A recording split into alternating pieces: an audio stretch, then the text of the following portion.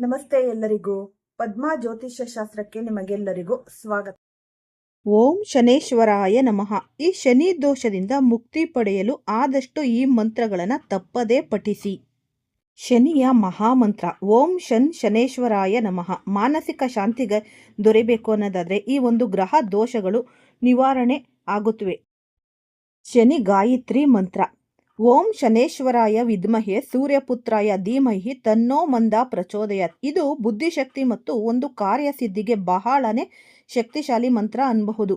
ಮತ್ತೆ ಹಾಗೇನೆ ಶನಿ ಸ್ತೋತ್ರ ಈ ನೀಲಾಂಜನ ಸಮಾಭಾಸಂ ರವಿಪುತ್ರಂ ಯಮಾಗ್ರಜಂ ಛಾಯಾ ಮಾರ್ತಾಂಡ ಸಂಭೂತಂ ನಮಾಮಿ ಶನೇಶ್ವರಂ. ಈ ರೀತಿ ನೀವು ಆದಷ್ಟು ಈ ಸರಳವಾಗಿ ಈ ಒಂದು ಶನಿ ಮಂತ್ರಗಳನ್ನು ಪಠಿಸೋದ್ರಿಂದ ನಿಮ್ಮ ಜೀವನದಲ್ಲಿ ಇರುವ ಈ ಒಂದು ಸಾಡೆ ಅಷ್ಟಮ ಶನಿ, ಅರ್ಧಾಷ್ಟಮ ಶನಿ ಎಲ್ಲವೂ ನಾಶವಾಗಿ ಮಾನಸಿಕ ಶಾಂತಿ ದೊರೆಯುತ್ತೆ. ನನ್ನ ಆತ್ಮೀಯ ಸಿಂಹರಾಶಿಯವರೇ, ಬ್ರಹ್ಮಾಂಡದ ಸಕಲ ಜೀವಿ ರಾಶಿಗಳ ಈ ಒಂದು ಜನ್ಮ ಮತ್ತು ಕರ್ಮಗಳ ಹಿನ್ನೆಲೆಯನ್ನು ನಿರ್ಧರಿಸುವಲ್ಲಿ ನವಗ್ರಹಗಳ ಚಲನಾವಲನಗಳು ಪ್ರಮುಖ ಪಾತ್ರ ವಹಿಸುತ್ತವೆ. ಜ್ಯೋತಿಷ್ಯ ಶಾಸ್ತ್ರದ ಸಿಂಹರಾಶಿಯ ಅಧಿಪತಿ ಸೂರ್ಯದೇವ. ಈ ಸೂರ್ಯನ ತೇಜಸ್ಸು, ನಾಯಕತ್ವ ಗುಣ ಮತ್ತು ಧೈರ್ಯ ಸಿಂಹರಾಶಿಯವರ ಮೂಲ ಸ್ವಭಾವವಾಗಿರುತ್ತೆ. ಆದರೆ ಪ್ರಸ್ತುತ ಗ್ರಹಗತಿಗಳ ಬದಲಾವಣೆಯು ಈ ಒಂದು ಜೂನ್ ತಿಂಗಳ ಕೊನೆಯ ದಿನಗಳಲ್ಲಿ ಅತ್ಯಂತ ವಿಶಿಷ್ಟ ಹಾಗೂ ಜಟಿಲವಾದ ಪರಿಸ್ಥಿತಿಯನ್ನು ಸೃಷ್ಟಿಸಿದೆ.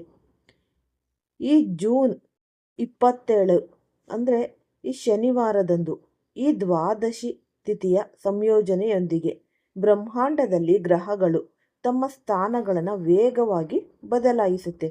ಸಿಂಹರಾಶಿಯ ಜಾತಕದ ದೃಷ್ಟಿಯಿಂದ ಈ ಸಮಯವು ಅತ್ಯಂತ ಮಹತ್ವದ ವಿಜಯ ಯೋಗ ಮತ್ತು ಧನಪ್ರಾಪ್ತಿ ಯೋಗವನ್ನು ಸೃಷ್ಟಿಸುತ್ತಿದೆ.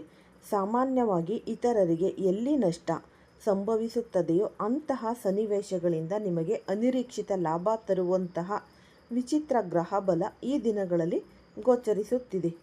ಈ ಅವಧಿಯಲ್ಲಿ ವಿದೇಶಿ ವ್ಯವಹಾರಗಳು, ರಫ್ತು ಮತ್ತು ಆಮದು ಅಥವಾ ಈ ಒಂದು ನಿಮ್ಮ ಹುಟ್ಟೂರಿನಿಂದ ದೂರವಿರುವ ಪ್ರದೇಶಗಳಿಗೆ ಸಂಬಂಧಿಸಿದ ಕೆಲಸಗಳು ಅತ್ಯಂತ ಯಶಸ್ವಿಯಾಗಿ ಪೂರ್ಣಗೊಳ್ಳಲಿವೆ. ಒಂದು ವೇಳೆ ನಿಮ್ಮ ಕುಟುಂಬದ ಯಾವುದೇ ವ್ಯಕ್ತಿ ವಿದೇಶದಲ್ಲಿ ಅಥವಾ ದೂರದ ಊರಿನಲ್ಲಿ ನೆಲೆಸಿದರೆ ಅವರಿಂದ ನಿಮಗೆ ಆರ್ಥಿಕ ಅಥವಾ ನೈತಿಕ ಬೆಂಬಲ ಸಿಗುವ ಬಲವಾದ ಸಾಧ್ಯತೆಗಳು ಇವೆ. ಅನಿರೀಕ್ಷಿತವಾಗಿ ಬರುವ ಇಂತಹ ಸುವರ್ಣಾವಕಾಶಗಳನ್ನು ನೀವು ಸರಿಯಾಗಿ ಬಳಸಿಕೊಳ್ಳಬೇಕು. ಈ ಕಾಲಘಟ್ಟದಲ್ಲಿ ಬರುವ ಈ ಒಂದು ಚಂಪಕ ದ್ವಾದಶಿಯು ಅತ್ಯಂತ ಪವಿತ್ರವಾದ ದಿನವಾಗಿದೆ. ಈ ಶುಭ ದಿನದಂದು ಸಿಂಹರಾಶಿಯವರು ತಮ್ಮ ಈ ಮನೋಕಾಮನೆಗಳನ್ನು ಈಡೇರಿಸಿಕೊಳ್ಳಲು ಒಂದು ವಿಶೇಷವಾದ ಆಧ್ಯಾತ್ಮಿಕ ವಿಧಿಯನ್ನು ಆಚರಿಸಬೇಕು. ಸುಗಂಧಭರಿತ ಪುಷ್ಪಗಳಾದ ಈ ಚಂಪಕ, ಸಂಪಿಗೆ ಅಥವಾ ಈ ಒಂದು ಬೇಲದ ಹೂವುಗಳಿಂದ ಭಗವಾನ್ ಮಹಾವಿಷ್ಣುವನ್ನು ಸಂಪೂರ್ಣ ಭಕ್ತಿಯಿಂದ ಅರ್ಪಿಸಬೇಕು. ವಿಷ್ಣು ಸಹಸ್ರ ಪಾರಾಯಣ ಮಾಡುತ್ತಾ ಈ ಒಂದು ಸುಗಂಧ ಪುಷ್ಪಗಳನ್ನು ಅರ್ಪಿಸುವುದರಿಂದ ಜಾತಕದಲ್ಲಿರುವ ಆರ್ಥಿಕ ಅಡೆತಡೆಗಳು ನಿವಾರಣೆಯಾಗಿ ಸಕಲ ಸನ್ಮಂಗಳ ಉಂಟಾಗುತ್ತೆ. ಶನಿ ಪ್ರದೋಷ ಯೋಗ ಮತ್ತು ಈ ಶನೇಶ್ವರನ ಕ್ರೂರ ದೃಷ್ಟಿ ಇಲ್ಲಿ ನೋಡಬಹುದು. ಈ ಜೂನ್ 27 ಈ ಶನಿವಾರದಂದು ತ್ರಯೋದಶಿ ತಿಥಿಯ ಅದ್ಭುತ ಸಂಯೋಜನೆ ಏರ್ಪಡುತ್ತಿದೆ. ಶನಿವಾರದ ದಿನದಂತೆ ತ್ರಯೋದಶಿ ಬರುವುದರಿಂದ ಇದನ್ನು ಜ್ಯೋತಿಷ್ಯ ಶಾಸ್ತ್ರದಲ್ಲಿ ಶನಿ ಪ್ರದೋಷ ಎಂದು ಕರಿತೀವಿ. ಪ್ರಸ್ತುತ ಗ್ರಹ ಮಂಡಲದ ಪರಿಸ್ಥಿತಿಯನ್ನು ಸೂಕ್ಷ್ಮವಾಗಿ ಅವಲೋಕಿಸಿದರೆ ಸಿಂಹರಾಶಿಯ ಜಾತಕದ ಪಾಲಿಗೆ ಶನಿ ಮಹಾರಾಜನು ಅತ್ಯಂತ ಕಠಿಣ ಹಾಗೂ ಅನಿಷ್ಟಕಾರಿ ಯೋಗವನ್ನು ಸೃಷ್ಟಿಸಿ ಕುಳಿತಿದ್ದಾನೆ. ಇದು ಎಂತಹ ಸನ್ನಿವೇಶವೆಂದರೆ ನಿಮ್ಮ ಕೈಗೆ ಬಂದ ತುತ್ತು ಬಾಯಿಗೆ ಬರದಂತೆ ತಡೆಯುವ ಶಕ್ತಿ ಈ ಗ್ರಹಗತಿಗೆ ಇದೆ. ನಿಮ್ಮ ನಿತ್ಯ ಜೀವನದಲ್ಲಿ ಪ್ರತಿಯೊಂದು ಸಣ್ಣ ಕೆಲಸದಲ್ಲೂ ಯಾವುದೇ ಸ್ಪಷ್ಟ ಕಾರಣವಿಲ್ಲದೆ ವಿಳಂಬ ಉಂಟಾಗುತ್ತಿರಬಹುದು. ನೀವು ಬಹಳ ದಿನಗಳಿಂದ ನಿರೀಕ್ಷಿಸುತ್ತಿದ್ದ ಆಸ್ತಿ ಖರೀದಿ, ಉದ್ಯೋಗದ ಪ್ರಗತಿ ಅಥವಾ ಧನಲಾಭದ ವಿಷಯಗಳು ಕೊನೆಯ ಕ್ಷಣದಲ್ಲಿ ಕೈತಪ್ಪಿ ಹೋಗುತ್ತಿದ್ದರೆ ಅದಕ್ಕೆ ಶನಿಯ ಈ ಒಂದು ವಕ್ರದೃಷ್ಟಿಯೇ ಕಾರಣ. ಶನಿದೇವನು ತಕ್ಷಣವೇ ತನ್ನ ಸ್ಥಾನವನ್ನು ಬದಲಾಯಿಸುವವನು ಅಲ್ಲ. ಆತ ಈ ದೀರ್ಘಕಾಲದವರೆಗೆ ಒಂದೇ ರಾಶಿಯಲ್ಲಿ ಈ ಒಂದು ಡೆರಾ ಹಾಕಿ ಕುಳಿತುಕೊಳ್ಳುವ ಮಂದಗಾಮಿ ಗ್ರಹ ಆಗಿರೋದ್ರಿಂದ ಈ ಕಠಿಣ ಪರಿಸ್ಥಿತಿಯಿಂದ ಹೊರಬರಲು ಶನಿ ಪ್ರದೋಷದ ದಿನದಂದು ವಿಶೇಷ ಪರಿಹಾರಗಳನ್ನು ಮಾಡಿಕೊಳ್ಳುವುದು ಅನಿವಾರ್ಯ. ನಿಮ್ಮ ಜಾತಕದಲ್ಲಿ ಶನಿಯ ಸಾಡೆ ಸಾತಿ, ಏಳುವರೆ ಶನಿ, ಶನಿದಯ್ಯ ಅಥವಾ ಈ ಶನಿ ಮಹಾದಶೆಯು ಅಶುಭ ಫಲಗಳನ್ನು ನೀಡುತ್ತಿದ್ದರೆ ಶನಿ ಪ್ರದೋಷದ ಸಾಯಂಕಾಲದ ಸಮಯವು ಅಮೃತ ಕಾಲವಿದ್ದಂತೆ. ಸೂರ್ಯಾಸ್ತದ ಸುದೀರ್ಘ ಸಂಧ್ಯಾ ಸಮಯದಲ್ಲಿ ಭಗವಾನ್ ಶಿವನ ಆರಾಧನೆ ಮಾಡುವುದರಿಂದ ಅತ್ಯಂತ ಭೀಕರವಾದ ಶನಿ ದೋಷಗಳು ಸಹ ಭಸ್ಮವಾಗುತ್ತೆ. ಈ ಶುಭ ಮುಹೂರ್ತದಲ್ಲಿ ಶಿವನ ದೇವಸ್ಥಾನಕ್ಕೆ ಭೇಟಿ ನೀಡಿ ಪರಿಶುದ್ಧವಾದ ಎಳ್ಳೆಣ್ಣೆಯಿಂದ ಶಿವಲಿಂಗಕ್ಕೆ ತೈಲಾಭಿಷೇಕವನ್ನು ಮಾಡಬೇಕು. ಅಭಿಷೇಕ ಮಾಡುವಾಗ ನೀವು ಈ ತಾಂತ್ರಿಕ ವೈದಿಕ ಮಂತ್ರವನ್ನು ಅತ್ಯಂತ ಶ್ರದ್ಧೆಯಿಂದ ಜಪಿಸಿ. ಈ ಮಂತ್ರವನ್ನು ಈ ರುದ್ರಾಷ್ಟಧ್ಯಾಯಿನಿ ಮಂಗಳ ಅಂದರೆ ಸಂಪುಟದೊಂದಿಗೆ ಜೋಡಿಸಿ ಯಜ್ಞಾತ್ಮಕ ಅಭಿಷೇಕವನ್ನು ಮಾಡುವುದರಿಂದ ಪರಮೇಶ್ವರನ ತೃತೀಯ ನೇತ್ರದ ಕೃಪೆಯಿಂದ ನಿಮ್ಮ ಸಕಲ ಕಷ್ಟಗಳು, ದುಸ್ವಪ್ನಗಳು ಮತ್ತು ದುರ್ಭಾಗ್ಯಗಳು ಕ್ಷಣ ಮಾತ್ರದಲ್ಲಿ ದಹಿಸಿ ಹೋಗುತ್ತೆ. ಶನಿಯನ್ನು ಒಲಿಸಿಕೊಡು, ಸುಖವನ್ನು ಸಂಪಾದಿಸು ಎಂಬುದು ಈ ಜ್ಯೋತಿಷ್ಯದ ಒಂದು ಪರಮ ಸತ್ಯ. ಶನಿದೇವನು ಒಬ್ಬ ವ್ಯಕ್ತಿಯ ಜಾತಕದಲ್ಲಿ ಅಶುಭ ಸ್ಥಾನದಲ್ಲಿದ್ದಾಗ ಆತ ಮೊದಲು ಕೆಡಿಸುವುದೇ ಆ ವ್ಯಕ್ತಿಯ ಬುದ್ಧಿ ಮತ್ತು ನಡಿಗೆ. ಯಾವಾಗ ಮನುಷ್ಯನ ಆಲೋಚನಾ ಲಹರಿ ಮತ್ತು ನಡವಳಿಕೆಗಳು ಹಾದಿ ತಪ್ಪುತ್ತವೆಯೋ ಆಗ ಇಡೀ ಶರೀರ ಮತ್ತು ಜೀವನವು ವಿಕಾರಗೊಳ್ಳುತ್ತೆ. ಇದರ ರಕ್ಷಣೆಗಾಗಿ ಶನಿ ಪ್ರದೋಷದ ದಿನದಂದು ಮಂತ್ರಸಿದ್ಧಿಗೊಳಿಸಿದ ಈ ಕಪ್ಪು ದಾರವನ್ನು ಧರಿಸಬೇಕು. ಈ ಒಂದು ರಾತ್ರಿಯ ಅವಧಿಯಲ್ಲಿ ಶನಿ ಮಂತ್ರವಾದ ಈ ಬೀಜಾಕ್ಷರ ಮಂತ್ರದಿಂದ ಕನಿಷ್ಠ 108 ಬಾರಿ ನೀವು ಜಪಿಸಿ ಸಿದ್ಧಿಪಡಿಸಿಕೊಳ್ಬೇಕು. ಈ ದಾರವನ್ನು ಬಲಗಾಲಿನ ಪಾದಕ್ಕೆ ಅಥವಾ ಕೈಗೆ ಧರಿಸುವುದರಿಂದ ಅದು ಒಂದು ರಕ್ಷಾ ಕವಚದಂತೆ ನಿಮಗೆ ಕಾರ್ಯನಿರ್ವಹಿಸುತ್ತೆ. ಇದು ಕೇವಲ ಶನಿ ದೋಷವನ್ನು ಮಾತ್ರವಲ್ಲದೆ ಸಣ್ಣ ಮಕ್ಕಳಿಗೆ ತಗುಲುವ ತೀವ್ರವಾದ ದೃಷ್ಟಿದೋಷ, ನಕಾರಾತ್ಮಕ ಶಕ್ತಿಗಳ ಪ್ರಭಾವ ಮತ್ತು ಅನವಶ್ಯಕ ಭಯವನ್ನು ಸಂಪೂರ್ಣವಾಗಿ ನಿವಾರಿಸುತ್ತೆ. ಸರಳ ಹಾದಿಯಲ್ಲಿ ಸಾಗುತ್ತಿದ್ದ ಜೀವನ ಹಠಾತ್ತಾಗಿ ಹದಗೆಟ್ಟರೆ ಈ ರಕ್ಷಾದಾರವು ನಿಮ್ಮನ್ನು ಮತ್ತೆ ಯಶಸ್ಸಿನ ಹಾದಿಗೆ ತರುತ್ತೆ. ಸರ್ವಾರ್ಥ ಸಿದ್ಧಿಯೋಗ ಮತ್ತು ಸೂರ್ಯನಾರಾಯಣನ ಒಂದು ಕೃಪಾ ಕಟಾಕ್ಷ. ಈ ಜೂನ್ 28ರ ಭಾನುವಾರದಂದು ಚತುರ್ದಶಿ ತಿಥಿಯ ಅದ್ಭುತ ಹಿನ್ನೆಲೆಯಲ್ಲಿ ಬ್ರಹ್ಮಾಂಡವು ಅತ್ಯಂತ ಶಕ್ತಿಶಾಲಿಯಾದ ಸರ್ವಾರ್ಥ ಸಿದ್ಧಿಯೋಗಕ್ಕೆ ಸಾಕ್ಷಿಯಾಗುತ್ತಿದೆ. ಈ ದಿನ ಗ್ರಹಗಳ ಒಂದು ವಿಶಿಷ್ಟ ಸಂಯೋಜನೆಯು ಸಿಂಹರಾಶಿಯವರ ಜಾತಕದಲ್ಲಿ ಕೀರ್ತಿ ಯೋಗವನ್ನು ಸೃಷ್ಟಿ ಮಾಡುತ್ತೆ. ನಿಮ್ಮ ರಾಶ್ಯಾಧಿಪತಿಯಾದ ಸೂರ್ಯದೇವರ ವಾರವಾದ ಭಾನುವಾರದಂದೇ ಈ ಶುಭ ಯೋಗ ಒದಗಿ ಬರುತ್ತಿರುವುದರಿಂದ ಶನಿಯು ಸೃಷ್ಟಿಸುತ್ತಿರುವ ಅಡೆತಡೆಗಳ ಮಧ್ಯೆಯೂ ನಿಮ್ಮ ಅದೃಷ್ಟದ ಬಾಗಿಲುಗಳು ತೆರೆದುಕೊಳ್ಳಲಿವೆ. ಲಾಭದ ಹೊಸ ಮಾರ್ಗಗಳು ಗೋಚರಿಸುತ್ತೆ. ಈ ದಿನದ ಪೂರ್ಣ ಲಾಭವನ್ನು ಪಡೆಯಲು ನೀವು ನಿಮ್ಮ ಪ್ರಯತ್ನಗಳ ವೇಗವನ್ನು ಹೆಚ್ಚಿಸಬೇಕು. ಅರೆಬರೆ ಮನಸ್ಸಿನಿಂದ ಕೆಲಸ ಮಾಡುವುದನ್ನು ಬಿಟ್ಟು ಪೂರ್ಣ ಶಕ್ತಿಯನ್ನು ವಿನಿಯೋಗಿಸಬೇಕು. ಈ ಭಾನುವಾರದ ದಿನ ಪ್ರಾತಃ ಕಾಲದಲ್ಲಿ ಎದ್ದು ಸೂರ್ಯನಾರಾಯಣನಿಗೆ ಅರ್ಘ್ಯವನ್ನು ಅರ್ಪಿಸುವುದು ಅತ್ಯಂತ ಕಡ್ಡಾಯವಾಗಿದೆ. ತಾಮ್ರದ ಪಾತ್ರೆಯಲ್ಲಿ ಶುದ್ಧ ಜಲ, ಕೆಂಪು ಚಂದನ, ಕುಂಕುಮ ಮತ್ತು ಕೆಂಪು ಪುಷ್ಪಗಳನ್ನು ಹಾಕಿ ಸೂರ್ಯದೇವನಿಗೆ ಅರ್ಘ್ಯವನ್ನು ನೀಡುವುದರಿಂದ ನಿಮ್ಮ ಆತ್ಮವಿಶ್ವಾಸ ದುಪ್ಪಟ್ಟವಾಗುತ್ತೆ ಮತ್ತು ಸಮಾಜದಲ್ಲಿ ಗೌರವ, ಕೀರ್ತಿ, ಪ್ರತಿಷ್ಠೆಗಳು ಹೆಚ್ಚಾಗುತ್ತೆ.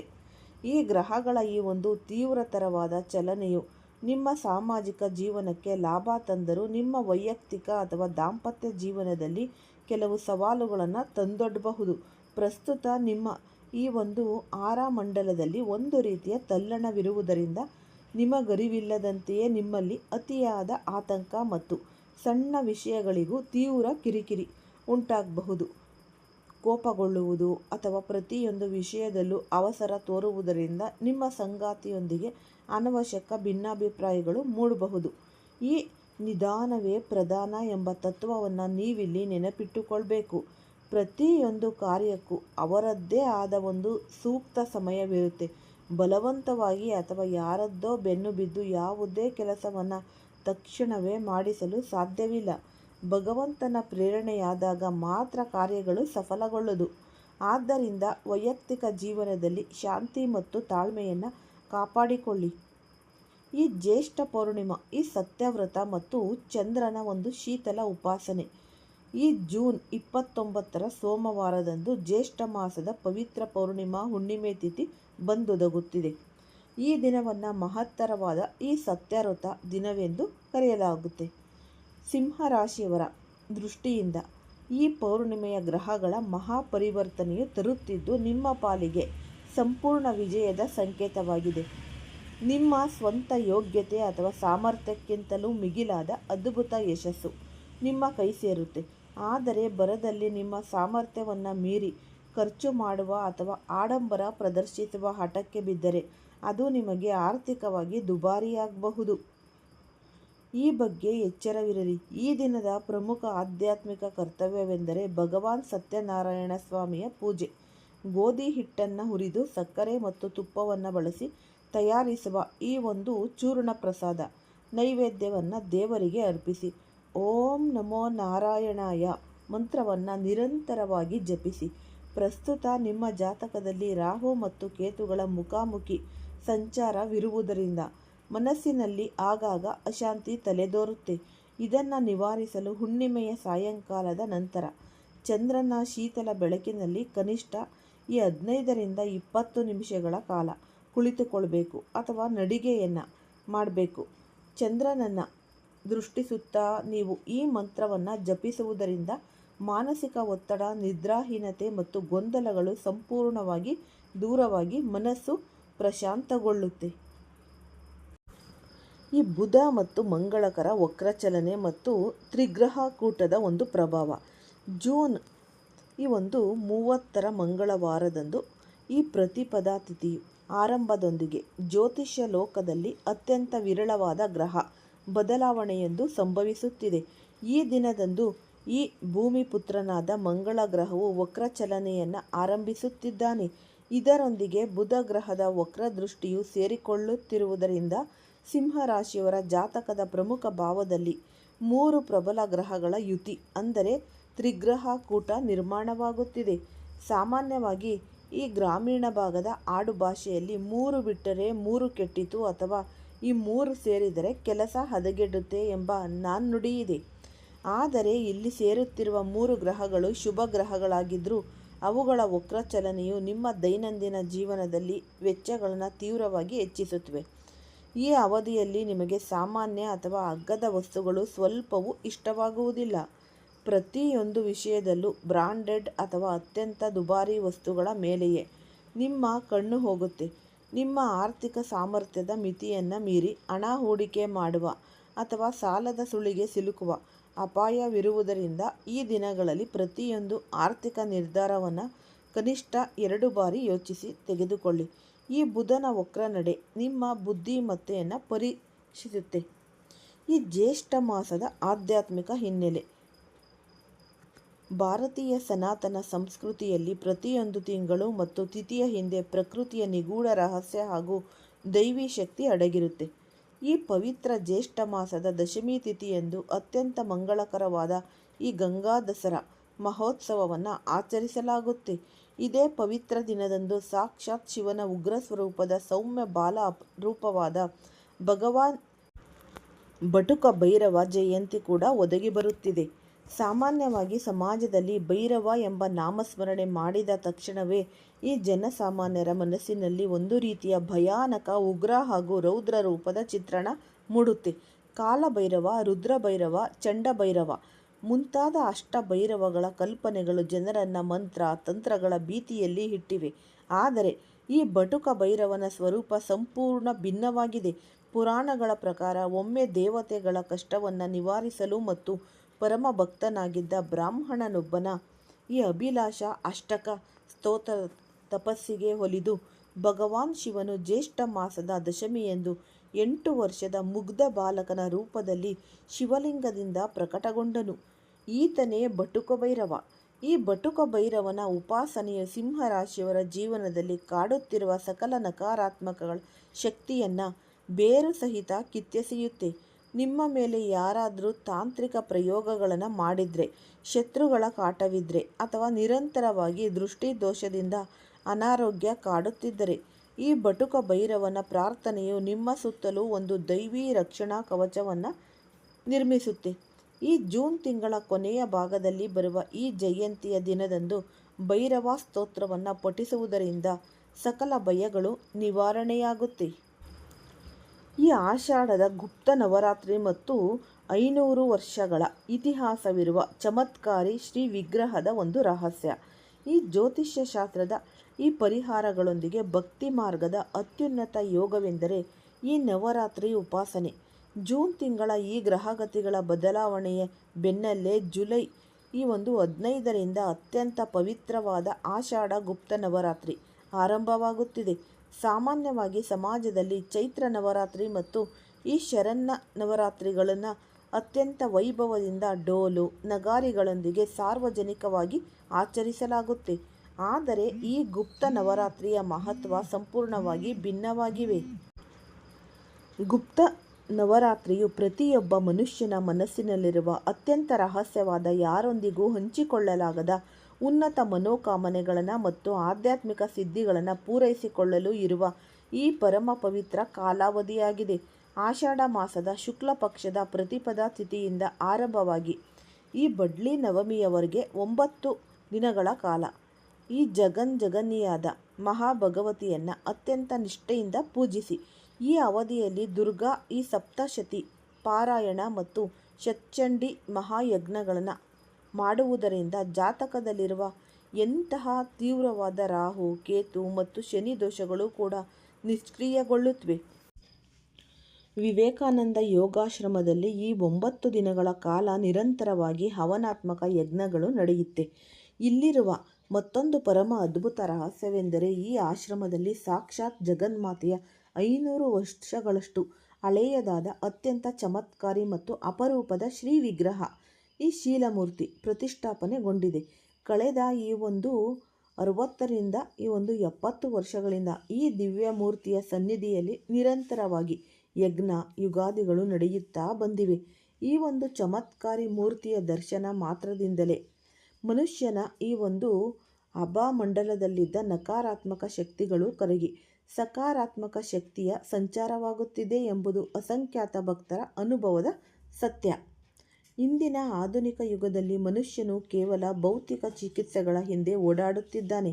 ಆದರೆ ಭಾರತೀಯ ಸನಾತನ ವೈದ್ಯಕೀಯ ಈ ಪದ್ಧತಿಯಾದ ಆಯುರ್ವೇದ ಮತ್ತು ಪ್ರಕೃತಿ ಚಿಕಿತ್ಸೆಯು ಕೇವಲ ಶರೀರಕ್ಕೆ ಮಾತ್ರವಲ್ಲದೆ ಆತ್ಮಕ್ಕೂ ಚಿಕಿತ್ಸೆ ನೀಡುತ್ತೆ. ಆಶ್ರಮದಲ್ಲಿ ದಿನಕ್ಕೆ ಸತತ 8 ಗಂಟೆಗಳ ಕಾಲ ಈ ಮಹಾ ಮೃತ್ಯುಂಜಯ ಮಂತ್ರದ ಆಹುತಿಯೊಂದಿಗೆ ಅಖಂಡ ಯಜ್ಞ ಕೂಡ ನಡೆಯುತ್ತೆ. ಭಗವಾನ್ ಶಿವನಿಗೆ ಅರ್ಪಿತವಾಗುವ ಈ ಯಜ್ಞದ ಈ ಧೂಮವು ಇಡೀ ಪರಿಸರವನ್ನು ಶುದ್ಧೀಕರಿಸುತ್ತೆ. ಭಾರತ ಸರ್ಕಾರ ಮತ್ತು ದೆಹಲಿ ಸರ್ಕಾರದ ಅಧಿಕೃತ ಈ ಪ್ಯಾನೆಲ್ನಲ್ಲಿರುವ ಇಲ್ಲಿನ ಪ್ರಕೃತಿ ಚಿಕಿತ್ಸೆ ಮತ್ತು ಆಯುರ್ವೇದ ಆಸ್ಪತ್ರೆಯಲ್ಲಿ ವಿಶಿಷ್ಟ ಸಿದ್ಧಾಂತವನ್ನು ಪಾಲಿಸಲಾಗುತ್ತೆ. ಅದನ್ನೇ ಈ ದವಾ ಮತ್ತು ದುವಾ ಔಷಧಿ ಮತ್ತು ದೈವಿ ಪ್ರಾರ್ಥನೆ ಎನ್ನಲಾಗುತ್ತೆ. ಎಂತಹ ದೀರ್ಘಕಾಲದ ಕಾಯಿಲೆಗಳಿದ್ರೂ ಇಲ್ಲಿ ನೀಡಲಾಗುವ ಆಯುರ್ವೇದ ಔಷಧಿಗಳ ಜೊತೆಗೆ ನಿತ್ಯ ನಡೆಯುವ ಮಹಾಮೃತ್ಯುಂಜಯ ಯಜ್ಞದ ದೈವಿ ತರಂಗಗಳು ಸೇರಿದಾಗ ವೈದ್ಯಕೀಯ ಲೋಕವೇ ಆಶ್ಚರ್ಯಪಡುವ ರೀತಿಯಲ್ಲಿ ರೋಗಿಗಳು ಕ್ಷಣ ಮಾತ್ರದಲ್ಲಿ ಗುಣಮುಖರಾಗ್ತಾರೆ. ಈ ವರ್ಷದ ಜ್ಯೇಷ್ಠ ಮಾಸವು ಇತಿಹಾಸದಲ್ಲೇ ಅತ್ಯಂತ ಅಪರೂಪದ ಆಧ್ಯಾತ್ಮಿಕ ಸಂಯೋಗಕ್ಕೆ ಸಾಕ್ಷಿಯಾಗಿದೆ. ಈ ತಿಂಗಳ ಅವಧಿಯಲ್ಲಿ ಅತ್ಯಂತ ಪವಿತ್ರವಾದ ಪುರುಷೋತ್ತಮ ಮಾಸ ಅಂದರೆ ಅಧಿಕ ಮಾಸದ ಪುಣ್ಯಕಾಲವು ಒದಗಿ ಬಂದಿದೆ. ಇದರ ಪರಿಣಾಮವಾಗಿ ಈ ಇಡೀ ತಿಂಗಳಿನಲ್ಲಿ ಒಟ್ಟು 8 ದೊಡ್ಡ ಮಂಗಳವಾರಗಳು ಬಂದಿರುವುದು ಬ್ರಹ್ಮಾಂಡದ ಶಕ್ತಿಯನ್ನು ಇಮ್ಮಡಿಗೊಳಿಸಲಿದೆ. ಈ ಉಪಯುಕ್ತವಾದ ಮಾಹಿತಿ ನಿಮ್ಮೆಲ್ಲರಿಗೂ ಕೂಡ ಇಷ್ಟ ಆಗಿದೆ ಅನ್ಕೋತೀನಿ. ಇಷ್ಟ ಆಗೋದಕ್ಕಿಂತ ನಿಮಗೆ ಉಪಯೋಗಕ್ಕೆ ಬರಬೇಕು. ಇದರಿಂದ ನಿಮಗೆ ತುಂಬಾನೇ ಒಳ್ಳೇದಾಗಬೇಕು. ಆಗ ನಾವು ವಿಡಿಯೋ ಮಾಡಿದ್ದಕ್ಕೂ ಸಾರ್ಥಕ ಅನ್ನೋದು ಸಿಗುತ್ತೆ. ಹಾಗಾಗಿ ನೀವು ಕಮೆಂಟ್ ಬಾಕ್ಸ್ನಲ್ಲಿ ಓಂ ಶ್ರೀ ಶನೇಶ್ವರಾಯ ನಮಃ ಅಂತ ಕಮೆಂಟ್ ಬಾಕ್ಸ್ನಲ್ಲಿ ಕಮೆಂಟನ್ನು ಹಾಕಿ. ದೇವರನ್ನ ನಂಬಿದ್ರೆ ಯಾವತ್ತೂ ನಿಮಗೆ ಕೈ ಬಿಡೋದೇ ಇಲ್ಲ ಅಲ್ವಾ? ಹಾಗಾಗಿ ಆದಷ್ಟು ನೀವು ದೇವರನ್ನ ನಂಬಿ. ಯಾಕೆ ಅಂದ್ರೆ ನೀವು ಏನೇ ವಿಷಯಗಳು ಒಳ್ಳೇದು ಕೆಟ್ಟದ್ದು ಆಗ್ಬೇಕಾದ್ರೂ ಈ ದೇವರ ಅನುಗ್ರಹ ಜೀವನದಲ್ಲಿ ಇದ್ದೇ ಇರಬೇಕು. ನಿಮ್ಮೆಲ್ಲರಿಗೂ ಕೂಡ ಈ ಮಾಹಿತಿ ಇಷ್ಟ ಆಗಿದೆ ಅಂತ ಅನ್ಕೋತೀನಿ. ಇದೇ ರೀತಿ ನನಗೆ ಸಪೋರ್ಟ್ ಮಾಡಿ. ಸರ್ವೇ ಜನ ಸುಖಿನೋ ಭವಂತು. ಎಲ್ಲರಿಗೂ ಸಹ ಧನ್ಯವಾದಗಳು.